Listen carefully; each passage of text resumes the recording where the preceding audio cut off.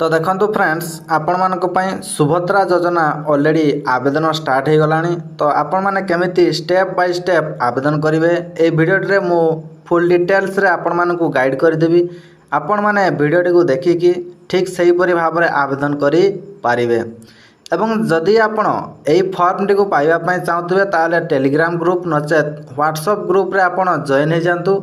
मु शेयर कर देजी आपण माने निहाती भाव रे फॉर्म टी को पाई पारिबे। तो देखि पारुतबे government of Odisha department of women and child development जोथरे कि देखंतु आपणकर एही सुभद्रा योजनार फॉर्म टी रहउची। देखि पारुतबे एठारे क्लियरली लिखा अछि सुभद्रा महिला और शिशु विकास विभाग ओडिशा आवेदन पत्र। एही फॉर्म टी संपूर्ण मागणा रे उपलब्ध। एवं देखंतु राइट साइड को रहिछि आपणकर टोल फ्री नंबर जहाँकि 14678। देखंतु भाग को आवेदनकारी सविशेष विवरणी नंबर 1 रे रोचे आपणकर संपूर्ण नाम आधार अनुजाई आपण कौन करेंगे ना आपणकर संपूर्ण नाटी को यही बॉक्स रे आपण फिलअप करेंगे। एवं नंबर 2 रे रोचे आपणकर आधार संख्या आधार कार्ड अनुजाई आपण करेक्टली कौन करेंगे ना आपणकर आधार कार्ड नंबर टी को एठारे फिलअप करेंगे। नंबर 3 रे रोचे स्वामी बा पितांक नाम आधार अनुजाई अर्थात आपण जहाँ भी करेंगे आपणकर आधार अनुजाई फिलअप करेंगे एवं करेक्टली फिलअप करेंगे।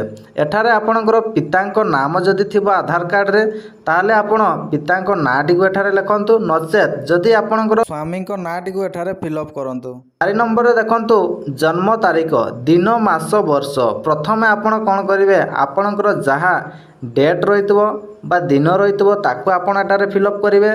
तापरे आपण मास जहाँ थिबो आपण आधार अनुसार ताकू एठारे आपण फिलअप करेंगे। तापरे रोचे आपणकर वर्ष यार आपणकर जहाँ भी रहितबो आपण ताकू एठारे फिलअप करेंगे। 5 नंबर रे रोचे आपणकर वर्ग साधारण वर्ग होइतिले आपण साधारण रे टिक मारिबे। जदि आपणकर अनुसूचित जाति होइताय ताहले आपण अनुसूचित जाति ऊपर टिक मारिबे। जदि अनुसूचित जनजाति ताहले आपण एठारे टिक मारिबे। एवं 6 नंबर रे देखंतु रहिछि शारीरिक भिन्नक्षम जदि हां ताहले हां बॉक्स रे आपण टिक चिन्ह देबे। जदि ना ताहले आपण ना रे टिक चिन्ह मारिबे।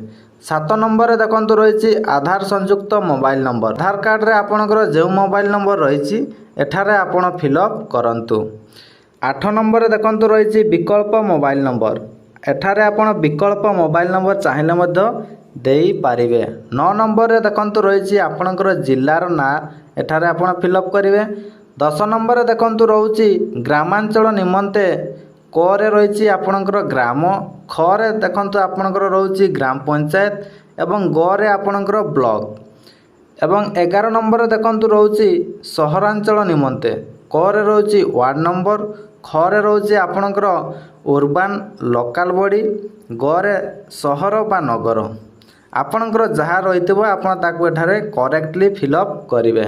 12 नंबर रे देखंतु रहिछि आपणकर आधार सक्षम संचय खाता थिबा बैंक नाम आपण कौन करेंगे आपणकर जो अकाउंट सहित आधार कार्ड लिंक अच्छी आपण से अकाउंट रो नाटी को एठारे आपण लिखंतु।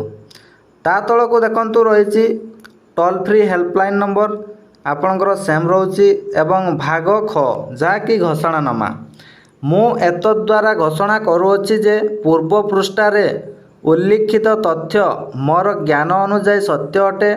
मु ज्ञात जे एथिरु कोनोसी मिथ्या प्रमाणित हेले एही आवेदन को प्रत्याख्यान करा जाई पारे एवं आईनगत कठोर कार्यानुष्ठान ग्रहण करा जाई पारे। दया करी प्रযোज्य स्थान रे टिक चिन्ह मारंतु। मु ओडिशार बासिंदा अटे जदि आपण ओडिशार बासिंदा ताहले एठारे आपण टिक चिन्ह मारिबे। 2 नंबर रे देखंतु रहिछि 1 जुलाई 2024 सुधा मोर बयस 21 वर्ष किंबा ताठारु अधिक एवं 60 वर्ष रु कम जदि आपणकर 1 जुलाई 2024 सुधा 21 वर्ष हेउथाय किंबा ताठारु अधिक हेउथाय एवं जदि 60 वर्ष रु कम होथाय ताहले आपण एठारे टिक चिन्ह मारिबे। 3 नंबर रे देखंतु रहउछि मु कोनोसी राज्य किंबा केंद्र सरकार योजना अधीन रे मासिक 1500 ଟଙ୍କା ଅଥବା ତଦୁର୍ଦ୍ଧ୍ୱ କିମ୍ବା ବାର୍ଷିକ 18,000 ଟଙ୍କା ଅଥବା ତଦୁର୍ଦ୍ଧ୍ୱ ଆର୍ଥିକ ସହାୟତା ରାଶି ପାଉନାହିଁ। ଯଦି ଆପଣ ପାଉଥିବେ ତାହେଲେ ଆପଣ ଏହି ଟଙ୍କା ପାଇପାରିବେ ନାହିଁ। ଯଦି ମାସିକ 1500 ଟଙ୍କା ଅଥବା ବାର୍ଷିକ 18,000 ଟଙ୍କା ପାଉନଥିବେ ତାହେଲେ ଆପଣ ଏହି ଯୋଜନାର ଲାଭ ପାଇପାରିବେ। ଏହାପରେ ଦେଖନ୍ତୁ ରହୁଛି ମୁଁ କିମ୍ବା ମୋ ପରିବାରର କୌଣସି ସଦସ୍ୟ ବର୍ତ୍ତମାନ କିମ୍ବା ପୂର୍ବତନ ସାଂସଦ, MP କିମ୍ବା ବିଧାନସଭା MLA ନୁହନ୍ତି। ଯଦି ଅଛନ୍ତି ତାହେଲେ ଆପଣ ପାଇପାରିବେ ନାହିଁ। ଯଦି ନୁହନ୍ତି ଏଠାରେ ଆପଣ ଟିକ୍ ଚିହ୍ନ ମାରିବେ। ମୁଁ କିମ୍ବା ମୋ ପରିବାରର କୌଣସି ସଦସ୍ୟ ଆୟକର ଦାତା ନୁହନ୍ତି। ଆପଣ ଆୟ ଦେଉଥିବେ ତାହେଲେ ଆପଣ ପାଇପାରିବେ ନାହିଁ।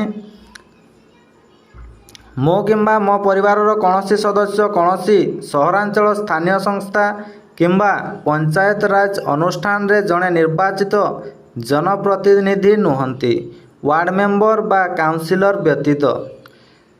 ଯଦି ନାହିଁ ତାହେଲେ ଆପଣ ଏଠାରେ ଟିକ୍ ଚିହ୍ନ ମାରିବେ।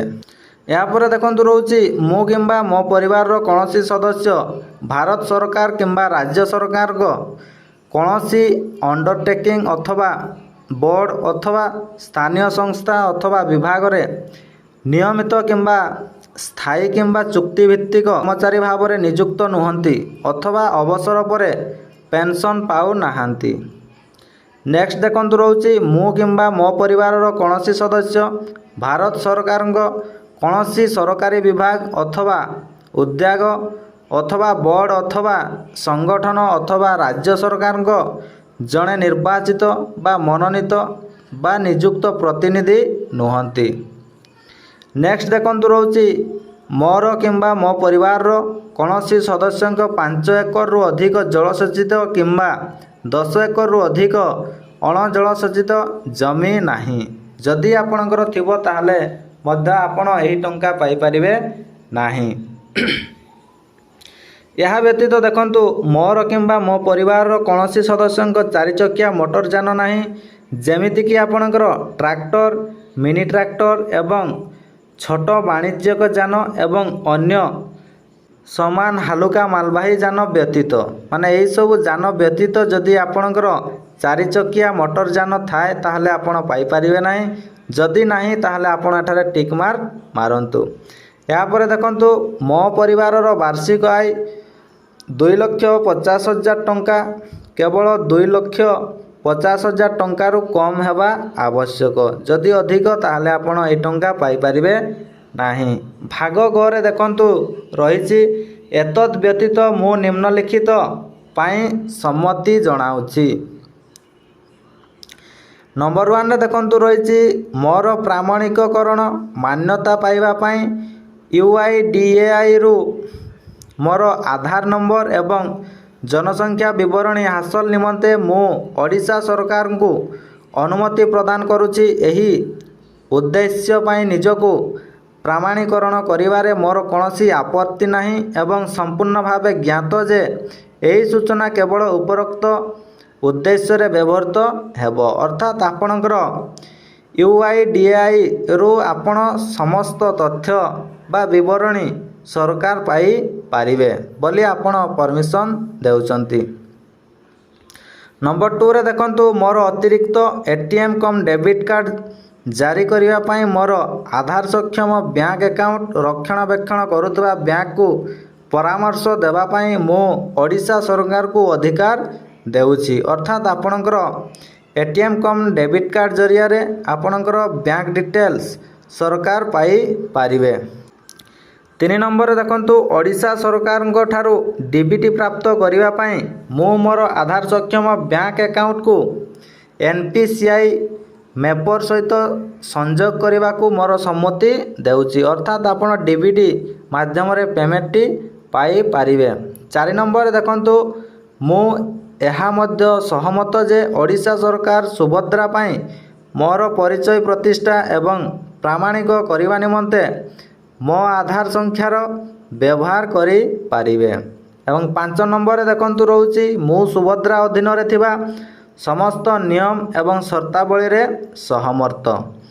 ତାପରେ ରହୁଛି ଦେଖନ୍ତୁ ଆବେଦନକାରୀଙ୍କ ଦସ୍ତଖତ। ଏଠାରେ ଆପଣ ଗୋଟିଏ ଦସ୍ତଖତ ମାରିବେ ଏବଂ ଆପଣଙ୍କର नेक्स्ट रोचे देखो तारीख आपण एठारे जो डेट रे आवेदन करेंगे से डेट आपण एठारे पकेबे। तापर देखो रोचे सुभद्रा अध्ययन रे आपण को आवेदन सफलतार सह ग्रहण करा जाउची। तो यहाँ को आपण करने पड़ो ना, यह CHC सेंटर बा जनसेवा बा मो सेवा केंद्र रे नेक्स्ट स्टेप को आपण को करने पड़ो। यह व्यतीत आपण कौन करेंगे ना, जितेबाला भी सुभद्रा योजना को फिलअप कर सुभद्रा योजना फॉर्म फिलअप कर आपण कौन करेंगे ना, यही 18 पेज विशिष्ट गाइडलाइन डिटेल्स टी गोटे आपण केयरफुली सहित पढ़ीदेवे एवं आपण तापर फॉर्म टी को निहाती भाव में फिलअप करेंगे, जहाँफल आपण जानीपारे जे केमिति फिलअप करने पड़ो, कौन कौन शर्तावली रही डिटेल्स रे रही। आपण मैंने ये फॉर्म टी को जदि पाई पारना ताले टेलीग्राम ग्रुप नचेत व्हाट्सएप ग्रुप रे आपण जॉइन हो पारिबे।